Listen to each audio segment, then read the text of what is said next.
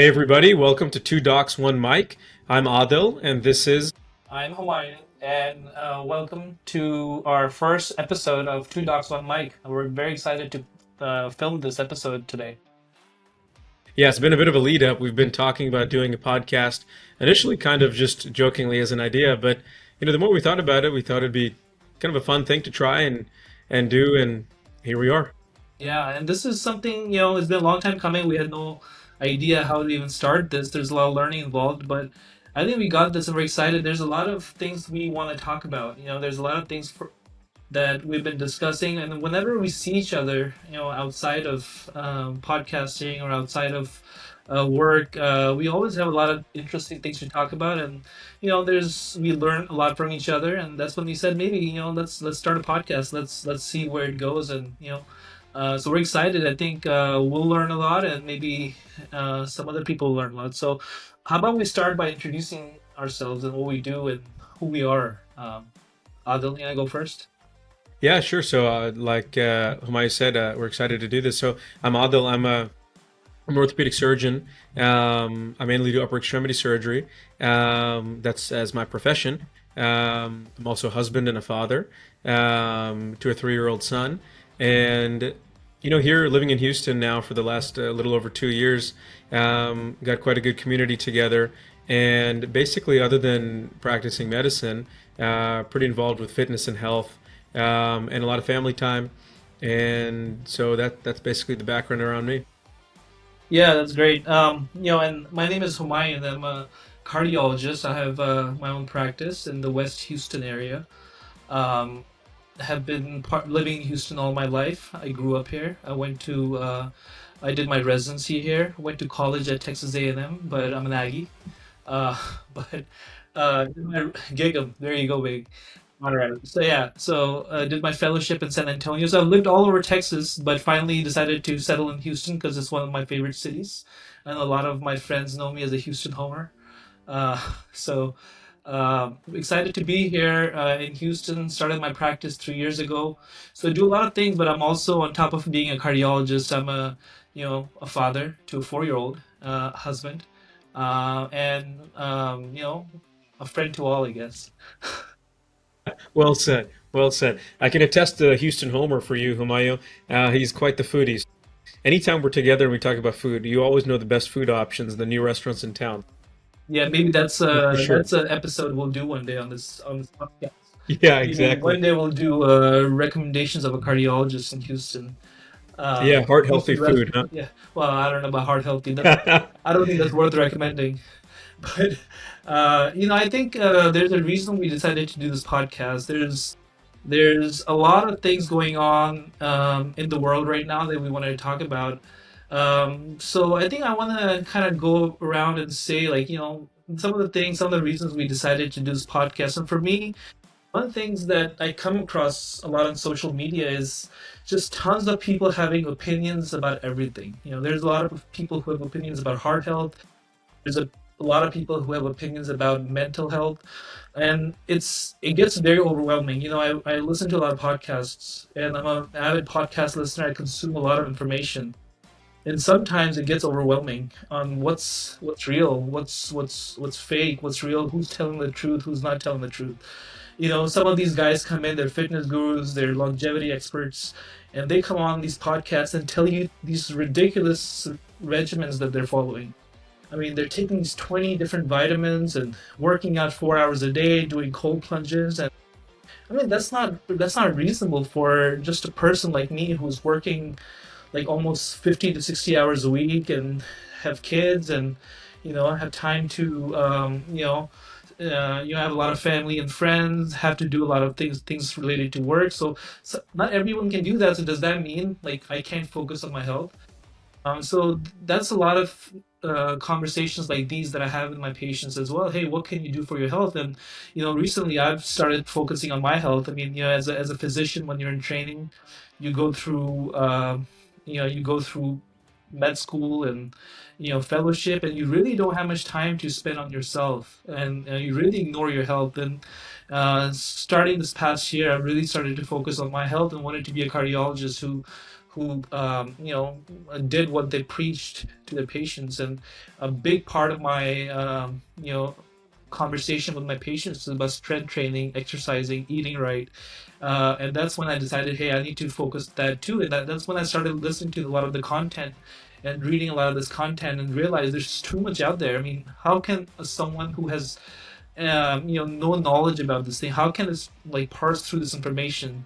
And then I said, maybe, talking to you about some of these things, I said, maybe we can be that source where we can kind of parse through these things, kind of talk about what real life patients can do, what real life people can do to improve fitness, to improve longevity, and what are some of the things you can do in your regular everyday life, not the 4 hour regimens of exercises, vitamins, and cold plunges that everyone seems to be doing.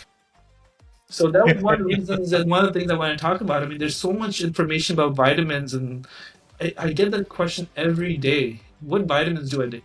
What can I do naturally? And that's something I wanted to discuss as well, long term, of what can be done. No, well said, man. I mean, a lot of topics to talk about, obviously, but I think that's a shared vision of ours is to this whole area and idea, right, of health and fitness. Like, what is health? What is fitness? Is it just what my lab values are? What is my cholesterol this year? What is my hemoglobin A1C this year? How much can I bench press? How many pull-ups can I do? Are these actual markers of health and fitness? I mean, they're really individual stats, right? Cumulatively, does that add up to health? Is it how you feel about yourself? How happy you are? Like a lot of intangibles too. And kind of piggybacking Humayun off what you said, there's so much information. There's like this flood of information. And I agree with our desire to kind of distill that down into something that's pragmatic, something that people can take away and actually add and apply to their life. I mean, you start Googling, should I take vitamin D supplementation? Silly example, right? Innumerable articles. I mean, you can't even consume all that information and have a reasonable expectation to, okay, what do I do now? Is it actionable? That's just a little example, but there's so much out there. And I think it really trying to answer that question, not really maybe even fully answering it, but trying to answer that. What is health? What is fitness? How do I achieve that or progress towards that? That's something that I personally really enjoy striving for. And I think it's an interesting thing to talk about because longevity and living well, not just long, is a huge aspect of our life. Um, so Yeah, definitely. So, and the other thing we talked about each other, that we're not gonna make this podcast very, very distinguished. yeah, podcast all about healthcare or medicine. There's we're so much more than just medicine. We're people. We enjoy our life. We travel. We have fun. We spend time with our families. So there's a lot of other things we want to discuss as well. But I do want to kind of talk about in the future about a lot of medicine is constantly, when you go through training as a med student, as an intern, as a resident, and there's always that fear of the next step. What is my life going to be like? What am I getting into? A lot of people scare you. They're telling you, oh, you're going to be a doctor. You're not going to have any life. You're going to go into residency. Well, say goodbye to your 20s. And kind of, one of the target audiences I think I want to, target through this podcast is also future physicians, knowing that you can have control of your profession, of your life. You can do fun things while in training, and after training, you can have a good life. And one thing I really do want to touch that a lot of people are not able to touch on is, the importance of a self-employed physician. Um, you know, a lot of people tell you, as you go through training and as you go through your medicine career, you're in academic centers, and everyone tells you, hey, there's no way you can have your own practice in today's time. There's no way you can do that. But yeah, we see a lot of new physicians coming out and starting their practices. I did it 3 years ago. You know, there's a lot of other people. I see a lot of examples. I get contacted by so many physicians out there that want to start their own practice, and they're doing it. I mean, you talk, you guide them, and they realize, hey, it's doable. You don't have to be a corporate employed physician forever. There's ways to get out of that, and that's the best way I've figured out with patient care, that I'm able to now provide care that my way. I can spend time with my patients. I can, instead of spending 7 minutes, 8 minutes in patient room while they waited for me for 45 minutes. I can spend maybe 30 minutes and decide that that time is mine with them and provide good quality care. And that's not possible in today's corporate healthcare system. Most of the physicians that we're seeing are being employed by these big systems, and there's very few self-employed physicians because I think from the beginning of our training we're being taught that cannot be done. It cannot be done. But that's another topic I want to kind of in the future talk about. That hey, what are some ways to do that? What are some things people are doing? What are some models of practice in medicine? There's academic models. There's large practice models. There's boutique practices models. So what are some things young physicians can think about what their future can be? Yeah, certainly a lot to unpack in that. I mean, advocating for young future physicians, even people starting off in like high school, college age, it's a difficult path and it's a long path, right? And it's maybe not the right path for everybody. So you really got to know what you're getting into. I've had a website and provided advice for students going through that process for a long time, since actually 2012. Med school declassified, shameless Oh, plug. really? Um, I didn't know but that. uh, but basically just advising on the process, right? And what Humayun is talking about is very true because it's almost drilled in you that, okay, you finish high school and college, you got into medical school, and now it's done. And all you're going to do is study, your head is in the books, and we'll see you in 4 years. Good luck. It's not really the reality like that. It doesn't have to be. Um, Residency, is different in a way because you just have to put in the work, right? Some specialties more than others in terms of just the time spent, the amount of call and all that. Like in orthopedics, the 5 years of residency were pretty grueling, especially at the start. You're taking a lot of call, and you really do end up making sacrifices in your own health, your own sleep, for sure. I mean, it's funny. Like I remember on more than one occasion, you finish a call shift, you're really tired, you go back in the car, you're like, oh, I really don't want to drive right now, and you maybe nap, you close your eyes for a second, you take like a micro sleep, you wake up, and you're so disoriented. I woke up a few times and I was like, did I just finish a call shift or am I coming into the hospital about to take call? Like I had literally sitting there, literally did not know. And I like texted the other resident. And I was like, am I on or are you on? And he was like, oh, I'm on, dude. You just finished. I was like, oh, thank God I can go home.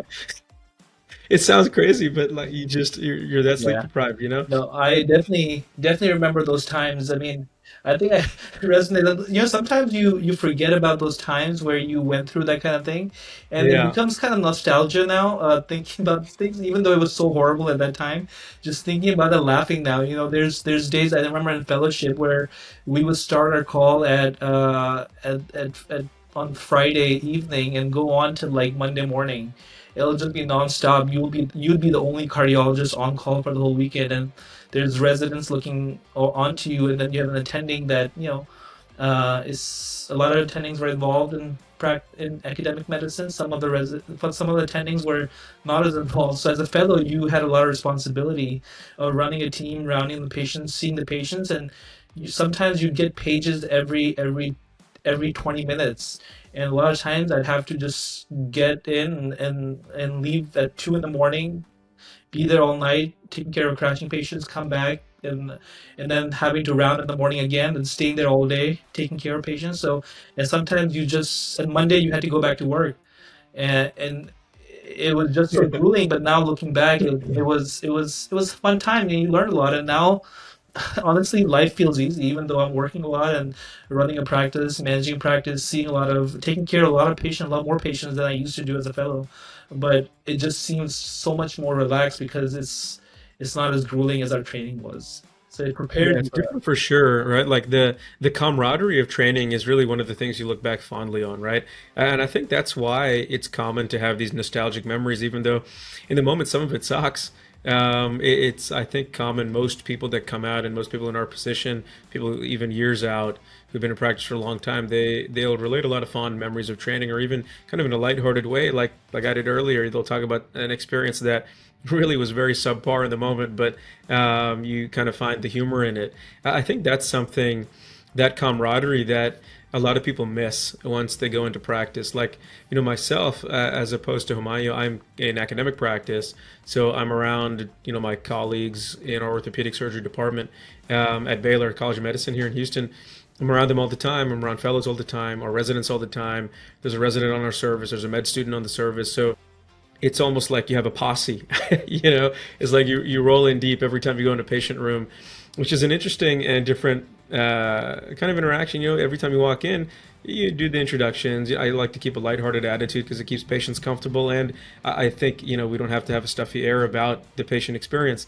And patients will be like, oh wow, there's a lot of people in the room. It's just like a common thing. Yeah. Um, that they say, but you break the ice a little bit, and I like that environment. That's something about academics as opposed to other employed models, right? That you are surrounded by, it's almost infectious, because the young trainees, whether they're students or residents or fellows, they're so eager, right? And they just want to absorb the knowledge from you, what little knowledge we have to give. But just to ask questions, they keep you focused, they keep you engaged. It challenges you, it forces you to stay up to date. And it's not only academics that does that. That's just a normal thing that a lot of doctors do, regardless of practice style. But it's an environment that forces you to do that all the time. And like I do a lot of research. Humayun does a lot of research as well, even though he's not in academics, right? And so that's kind of the thing. You can choose your practice style. You can choose your interests regardless of which so-called model you're in, whether your income comes on paper from being employed versus you make it on your own, or a little bit of both, whatever. You can find these avenues in anything. Yeah, I definitely miss that camaraderie in academic medicine where you walk into a doctor's lounge and you see your friends and you sit down and you Yeah. start eating lunch together, and you kind of go around, you run into someone and you kind of just talk about random stuff, you gossip about other people in the program sometimes. It just kind of, and that's, I miss that. Private practice medicine can be very lonely. There's a lot of perks to private practice medicine. I make my own schedule. I decide when I want to be off. I don't have to go through any kind of admin, but I'm very lonely in the sense that throughout the day, people only look to me for decision making or some kind of a question they have about the operations of the practice or patient care. I don't truly have any colleagues that I can run ideas by or run, kind of just uh, discuss medical issues or in terms of healthcare issues and things like that. It's most of the people that I work with, maybe sometimes are not as comfortable just joking around with me because maybe because they're our employees. So that sometimes can get lonely as a private practice physician. So I definitely miss that part of academic medicine, and that's why I sometimes get very active on our group chats because I have no one else that I can kind of just talk to and discuss things with and joke around with throughout the day. And that's You got to scratch that itch, right? I mean, yeah, that intellectual yeah. so-called desire to be stimulated. We're all nerds at the end of the day, right? Yeah, and that's another topic I think I want to discuss down the line sometime is how important is male friendship to me, because a lot of guys nowadays in today's environment, they wake up in the morning, they get ready, they you know get their kids ready. Sometimes they go to work, they work all day, they come back home, they maybe go to the gym, maybe don't. They help out at home in the sense that maybe sometimes they cook, sometimes they run errands. They're nowadays more equal partners than the generation before they used to be, where but throughout the day they really don't have much interaction with other males or other friends that they could kind of just joke around with like we had in college. And I think that's a big part of our society today that is affecting a lot of men. The male loneliness is a real thing, and I think we're lucky to have found a good group here of guys that we can kind of share uh, different experiences with, or get together once a week, once every few weeks, and kind of text each other, play pickleball, or you know um, uh, go just get coffee with, or do one of those things. So that's I think that's an important thing, and a lot of men are missing that. And guys are pretty bad about making plans. Guys are pretty bad about reaching out. They were pretty apathetic about those things. If someone's not making a plan, someone's not coming up with plan to do something, we just don't make an effort, and that's majority of the guys I know.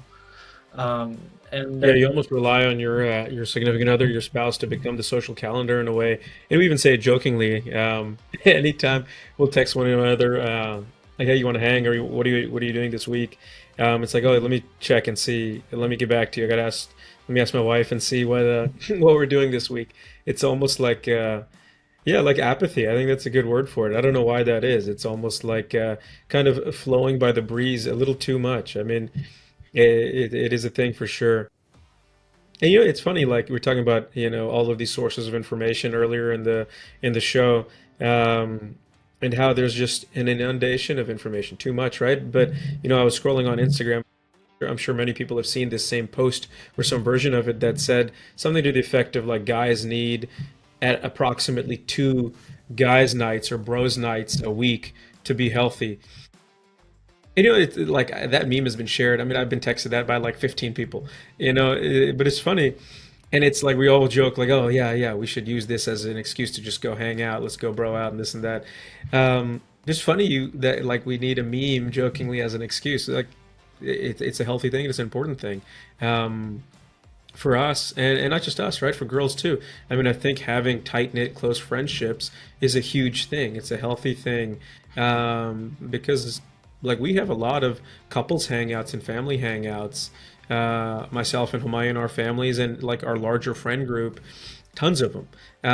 But it's also nice to sometimes just chill with a smaller group. And when guys get together, they act different, talk different than when they're in a family setting. And girls do the same thing. And I think there's nothing wrong with that. I think it's a good outlet and a good avenue. And you need those peer relationships, people to bounce ideas off of, people to confide in, things like that. So I definitely think that's a thing that probably for a lot of people, right, is lacking. I mean, if you look at real statistics about friendships throughout life, especially as we approach middle age, which is where we are approaching, your real friendships really start dropping off, and your total time that you spend with friends really starts dropping a lot, and it kind of plateaus at a low point compared to the very high point that it was when you were in your college days. And I think that's one of the reasons why people look so fondly back on those college years. And there's so many like movies about college time and like the party days of college, or however you want to look at it, because it was a fun time, because you're around your friends, and Yeah. that's your social connection.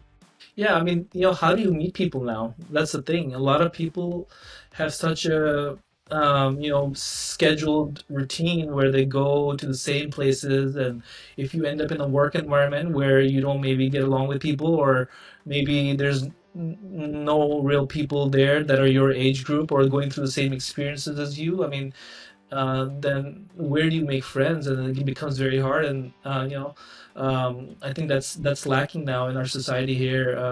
In our country where we've become very isolated. There's no real ways to build community.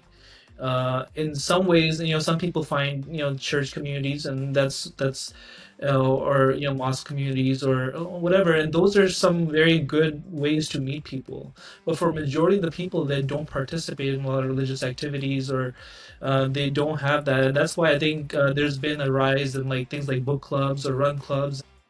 People are kind of finding the importance of building a community, building some kind of place where they interact. But that's been the harm of social media that we've seen in the past, I'd say 15 years or so, where a lot of communities that we used to have in person, where people used to meet up at coffee shops, or now they're just okay with interacting with each other online, or on WhatsApp, or some kind of chat, Instagram, Facebook, and they're just okay with being in a group, going on there, trolling people, commenting or discussing a topic.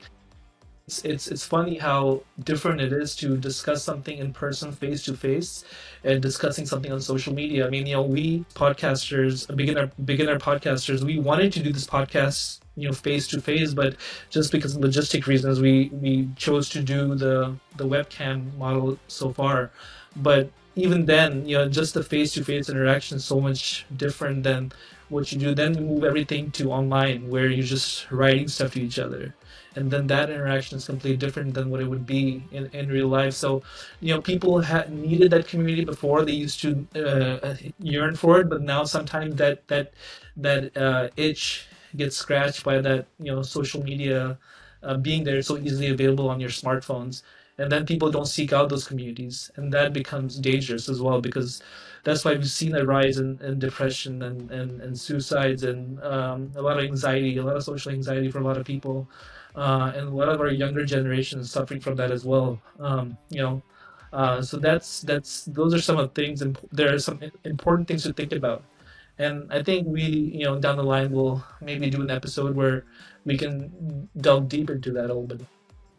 No, for sure. I mean, I just remember, like I don't know what age, maybe like sixth grade, seventh grade, and something like that. When the first time like AOL Instant Messenger came around, and we would like get online and message our friends and stuff. And initially, like, I mean, maybe we were just delinquent kids. I don't know, but like all we would do on AOL Instant Messenger was mess around with each other, like goof off, make fun of each other, send like a funny thing. Like emojis weren't really a thing yet, but whatever version of that. You could warn each other on AOL Instant Messenger to mess with people and like get them timed out for a certain amount of time. All little things like that. But I just think that's interesting. That the default for a lot of people when that stuff first started coming out was not to actually use it for a real avenue for true normal interaction. It was more to goof off or mess around, right? Like because there was a distance. It was informal. It was impersonal because you're not looking at the person. Yeah. You're not in front of them. You're separated by a screen in a digital format. And we had a context of real life in-person interaction in the absence of any digital media in a lot of our formative years until we were in our teens. Um, Kids nowadays will never and can never have a world without that. They're born and raised in this age, right? And so that's a default for them is this screen-based, digital-based interaction. And I really don't know. I mean, I'm not poised to be an expert on that to know the consequences of it. There's a lot of data on it, and like you were saying, increased rates of depression, anxiety. Kids feel pressure to constantly be relevant on these social apps and social media. There was even that show. It just came out. I'm forgetting the name, Humayun, about that UK-based show.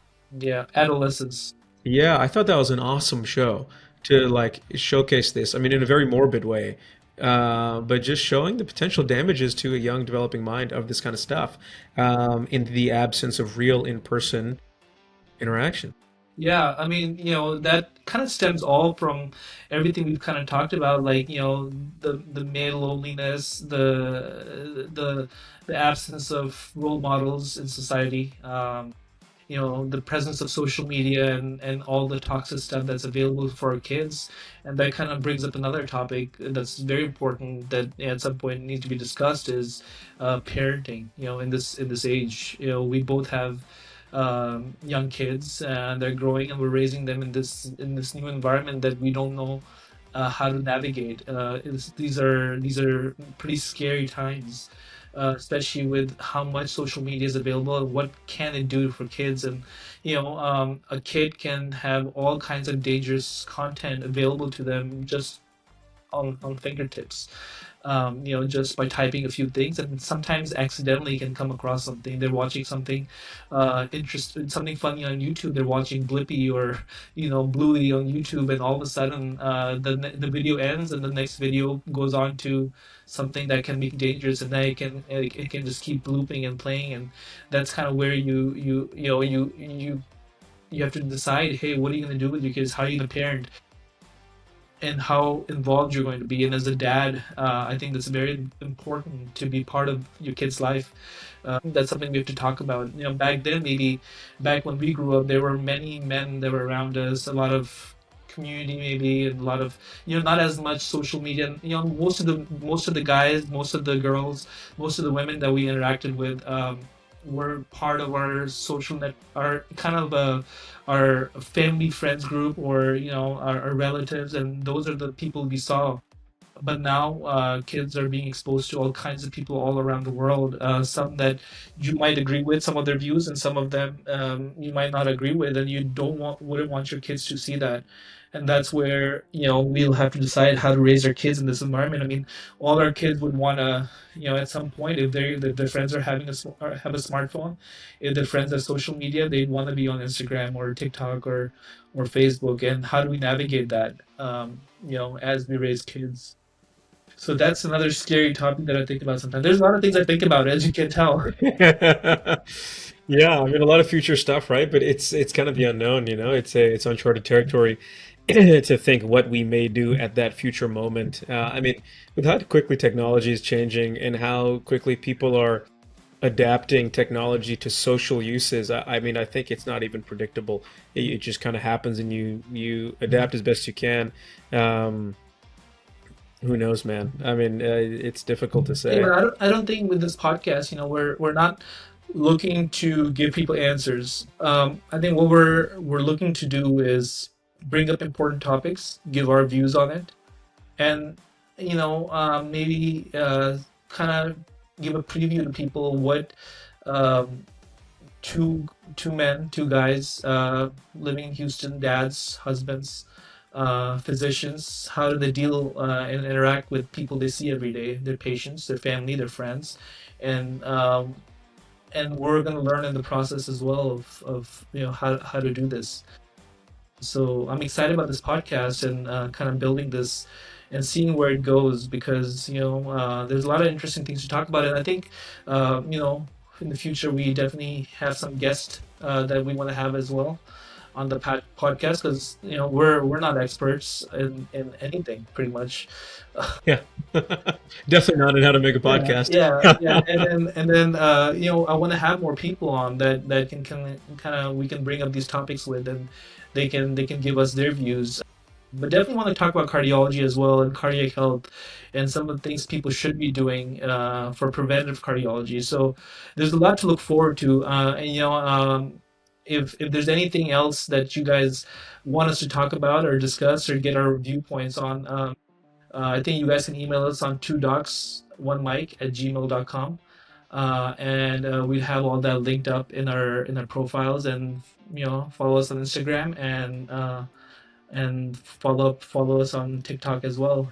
We'll have the links posted, and hope to see you guys for our next episodes as well. So peace. Yeah, definitely. This was awesome. Good first episode. Hopefully, you guys will tune into the next one. Um, we'll see you next time at Two Docs, One Mic. This Yeah, is Adil. it's Humayun. All right, guys. See ya. See ya.